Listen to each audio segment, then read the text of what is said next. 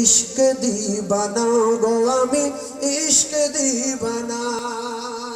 যারা নবীর ভালোবাসে না এরা তার প্রমাণ দেখিয়ে দিবে রমজান মাসে যে আমি নবীর ভালোবাসি না, মিথ্যা কথা বলতে পারবো না, আমি নবীর ইশকে দিওয়ানা না, তাই আমি বলি না।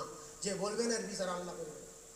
তুমি জন্ম নিলেন 12 রবিউল আউয়াল,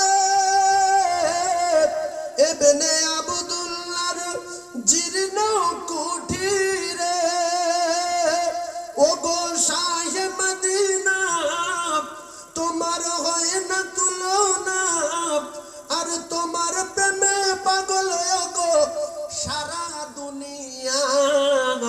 ও তোমার ইশক দিবানা গো আমি ইশক দিবানা, ও তোমার ইশক দিবানা গো আমি। সুবহানাল্লাহ। পুরো বাংলাদেশের মতো হচ্ছে, সবাই বলছে। এই হলো ঈমানদার, যে যার প্রেমে পাগল তার নাম বলবো তার দুর্লজ্জা কোথায়। অনেকে আছে ভালোবাসো চুপ করে, ভালোবাসো চুপ করে, মাছ চাপানি ঠিক আছে পালা খেয়ে দাও, ভালোবাসি মুখে বল।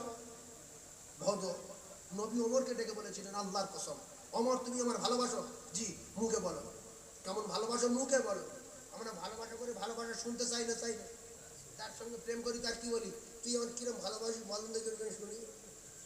ও বলছে আমার জীবনের চেয়ে বেশি, আমার কলিজার চেয়ে বেশি, তুমি আমার সোনা, তুমি আমার জানের টুকরো, তুমি আমার মধু, তুমি আমার কদু, তুমি আমার জাদু। মানে তখন ওটি খুশি হলো। রাসূল বলছে ওমর তুমি কেমন ভালোবাসো বলে আমি শুনবো। ওমর ফারুক বলেন ইয়া রাসূলুল্লাহ আমি আপনার ভালোবাসি আমার মা বাপ ছেলে মেয়ে বন্ধু বান্ধব ব্যবসা বাণিজ্য টাকা পয়সা সবচেয়ে বেশি আপনাকে ভালোবাসি, এখনো পরিপূর্ণ প্রেমিক হতে পারোনি। ওমর ফারুক ভয় হয়ে গেছে।